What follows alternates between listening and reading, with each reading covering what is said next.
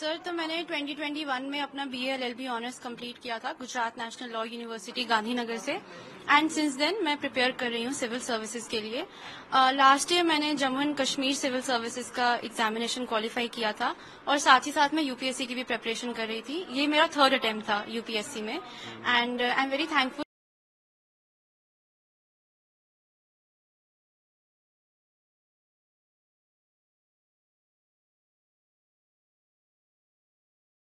जम्मू कश्मीर भी आपने बताया क्वालिफाई किया जी, तो उसके बाद भी लेकिन एस्पिरेशन यही था यूपीएससी। जी सर, मेरा मेन एम तो हमेशा से यूपीएससी सिविल सर्विसेज ही रहा है। तो उसी के दौरान मैंने Jammu and Kashmir state civil services का भी एग्जामिनेशन दिया था। तो I was in the process of UPSC also, क्योंकि after I qualified the Jammu and Kashmir civil services examination मैंने यूपीएससी का मेंस लिखा और फिर while I was undergoing training, अभी मेरी ट्रेनिंग चल रही है, तो मैंने जो अपना पर्सनालिटी टेस्ट है यूपीएससी का वो अभी ट्रेनिंग के दौरान ही दिया।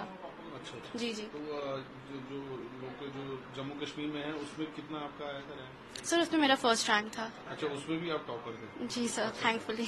तो अभी इसमें 7th आपका रैंक आया ओवरऑल। जी सर। तो किस तरह की तैयारी, सब यही पूछते किस तरह की तैयारी रही, क्या क्या आपने पढ़ाई की, कैसे इसको अटेम्प्ट किया? सर, तैयारी वही है जो सब टॉपर्स हमेशा से बोलते आते हैं। मेरी तैयारी भी उसी का मिक्स एंड मैच था। कोचिंग मैंने कोई नहीं ली, बट जो मटेरियल, जो बेसिक सोर्सेज सब टॉपर्स सजेस्ट करते हैं, मैंने भी वही फॉलो किया था। जो बेसिक एनसीईआरटी की बुक्स हैं, टेस्ट सीरीज हैं, प्रीलिम्स के लिए मॉक टेस्ट हैं, वो सब दिए थे। मेंस के लिए मेरी ज्यादा तैयारी रही थी, बिकॉज लास्ट टाइम मैं मेंस 2 मार्क से ही मिस कर दिया था इंटरव्यू कॉल। तो इस बार मेरा फोकस था कि मैं मेंस पे ज्यादा वर्क करूं, अपनी आंसर राइटिंग को रिफाइन करूं, तो वो मेरा ज्यादा फोकस उस पे रहा। और फिर फाइनली ट्रेनिंग के दौरान जो मैंने अपना पर्सनालिटी टेस्ट का प्रिपरेशन किया, उसमें मेरा ध्यान था कि मैं करंट अफेयर्स वगैरह पे ज्यादा फोकस करूं और अपने ऑप्शनल पे जो कि लॉ है उसे भी रिफाइन करूं। तो वही रहा। बचपन से बताएं कैसे, मतलब क्या स्कूल से ही था कि यूपीएससी करेंगे? स्कूलिंग कहाँ हुई है? सर, मैं बिलोंग करती हूँ भद्रवा से, बट मेरी जो प्राइमरी स्कूलिंग है वो किश्तवाड़ से रही है, जहाँ मेरे पेरेंट्स पोस्टेड थे। जी, तो मैंने क्लास 5 तक वहीं पे पढ़ाई की है। उसके बाद मेरे पेरेंट्स की पोस्टिंग जम्मू हो गई, तो I also shifted here. Challenges वैसे तो कुछ खास रहे नहीं, बट यही है कि जब आप शिफ्ट करते हैं कितने रिमोट और बैकवर्ड एरिया से टू जम्मू, तो वो थोड़ा चैलेंजेस तो रहते हैं, बिकॉज एक हिंदी मीडियम स्कूल से आप डायरेक्टली इंग्लिश मीडियम स्कूल में अगर पढ़ रहे हैं, तो वहां पे आपको थोड़ा एकेडमिक का भी डिफरेंस होता है, एकेडमिक्स का, वो सब चैलेंजेस रहे। बट मन में हमेशा से यही था कि मैं कोई ऐसी जॉब ज्वाइन करूं जहां पे मैं पार्ट ऑफ द सोल्यूशन रहूं, rather than being a part of the problem. क्योंकि बचपन से ही मुझे मैं अपने पेरेंट्स से पूछती थी कि ये प्रॉब्लम ऐसी क्यों है, सड़क क्यों है खराब, या हमारे घर में क्यों नहीं है टेलीफोन का कनेक्शन। तो वो कहते थे कि प्रॉब्लम मत बनो, सोल्यूशन बनो, डीसी बन के करना खुद सॉल्व। तो वो मुझे ऐसे बोलते थे। तो फिर वहां से मेरे दिमाग में आया कि चलो let's try to be a part of the solution. तो कहीं ना कहीं आपको लगता है, जो आप बहुत दूर दराज में रहे किश्तवाड़ में, तो वहाँ पहाड़ी था, कहाँ भी प्रॉब्लम थी, तो वही कहीं आपके मन में आ गया था कि मैं इसमें जाऊंगी और प्रॉब्लम सॉल्व करूंगी? डेफिनेटली सर, जो मैंने बचपन में देखा कि काफी बैकवर्ड एरिया था, और उस टाइम पे तो एक ये भी था कि बहुत ऑफन कर्फ्यूज लग जाते थे, तो स्कूल्स बंद रहते थे। तब मुझे ये भी नहीं मालूम था कि ये क्या हो रहा है, क्यों स्कूल बंद है, हम क्यों नहीं स्कूल जा रहे। तो वो सब हमेशा से हम पढ़ते थे कि अच्छा डीसी का ऑर्डर आया तो कर्फ्यू लग गया, ये हो गया। तो मैं पूछती थी ये क्या है, ये क्यों है।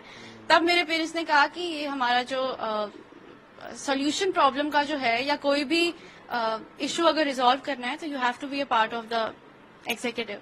सो आई थिंक वहां से दिमाग में था कि कैसा लग रहा है इतना दूर दराज इलाके से आप आ रहे हैं, बेसिकली भद्रवा इतना दूर दराज इलाका है, वहां से आप आज यहाँ पे इतना बड़ा एग्जाम आपने क्वालिफाई कर ऐसा रैंक लाया? सर, आई थिंक ये जर्नी काफी टर्ब्यूलेंट रही है, मैं कहूंगी। बट ये सिर्फ मेरी जर्नी नहीं है, बहुत सारे बच्चे ऐसे हैं जो इतने दूर दराज इलाकों से निकल के आते हैं, अपनी एजुकेशन बाहर से कंप्लीट करते हैं और फिर वो ऐसे एग्जाम्स क्वालिफाई करते हैं। मुझे लगता है I am just one of them. बाकी भी बच्चे हैं जिनकी स्ट्रगल मुझसे काफी ज्यादा है, तो मुझे लगता है उस सबको देख के मुझे लगता है मेरी स्ट्रगल्स इतनी ज्यादा नहीं है, मैं तो काफी कंफर्टेबली रही हूँ। बट देन अगेन इसके लिए I am very grateful to God कि मुझे ये वो सारी अपॉर्चुनिटीज मिली जो मुझे मिली हो, जिसकी वजह से मैं सर पेरेंट्स ने तो बहुत ज्यादा सपोर्ट किया। आई वुड से कि पेरेंट्स का सपोर्ट बहुत फंडामेंटल रहा है मेरी सक्सेस में, क्योंकि उन दोनों ने हमेशा एकेडमिक्स पे बहुत फोकस किया है। मैं यहाँ पे बस ये बताना चाहूंगी कि जब मैं किश्तवाड़ से जम्मू आई थी, मैंने अपना स्कूल चेंज किया, तो मुझे काफी सेटबैक्स लगे थे, because I was not use to the type of studies जो यहाँ पे होती हैं। तब हिंदी मीडियम था और बहुत ही आई वुड से एजुकेशन उतनी अच्छी नहीं थी जैसी हम अपने बच्चों को देना चाहेंगे। तो जब मैंने यहाँ पे शिफ्ट किया, मुझे थोड़ा सा एक कॉम्प्लेक्स भी फील हुआ कि मैं तो नहीं हूँ उस कैलिबर की शायद। But then my mother told me that you have to prove yourself, because किसी ने मुझे ये तक कह दिया था कि ये तो कुएं का मेंढक है, वहां पे टॉप करती है, यहाँ पे करेगी कि नहीं। वो बात मेरे दिमाग में ऐसी बैठी कि touchwood by the grace of God I decided that I will top everything that I set my foot into. So I think वो हार्ड वर्क की भावना और वो पढ़ाई की तरफ जो है वो पेरेंट्स और फैमिली की तरफ से ही आया है। स्कूल में आपने फिर टॉप किया जम्मू में? यस सर, मैंने अपने स्कूल में भी टॉप किया था। स्कूलिंग के बाद मैंने 2016 में कॉमन लॉ एडमिशन टेस्ट होता है फॉर द NLUs लॉ के लिए, मैंने वो क्वालिफाई किया and I got into Gujarat national law university Gandhinagar.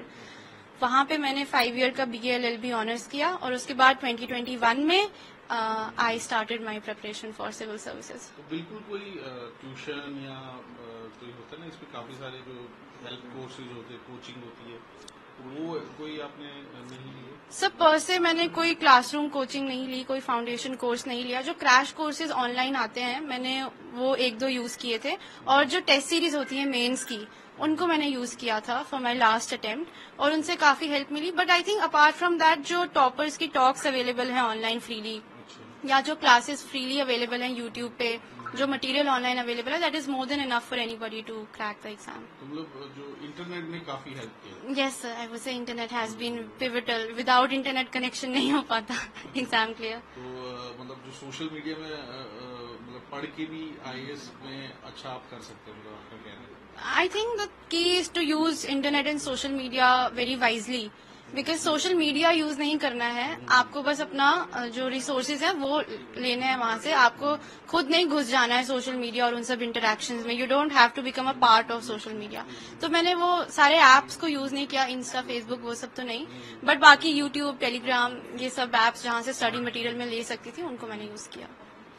तो अब आगे का फ्यूचर में क्या सोच है कि आगे किस तरह क्या बनना है, क्या किस तरह देश को किस तरफ मोड़ के लेके जाना है?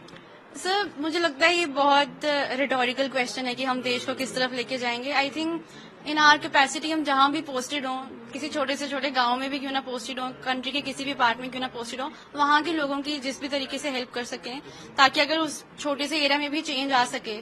सो I think that would be my contribution to the society. I want to be a change in whatever way I can, in the smallest way I can, because अभी बड़ा मैंने कुछ नहीं सोचा है, बस जस्ट ये सोचा है कि मैं जहाँ भी रहूँ लोग कहें कि ये आए थे यहाँ पे और उन्होंने हमारी हेल्प की। That's my dream. Thank you so much, sir.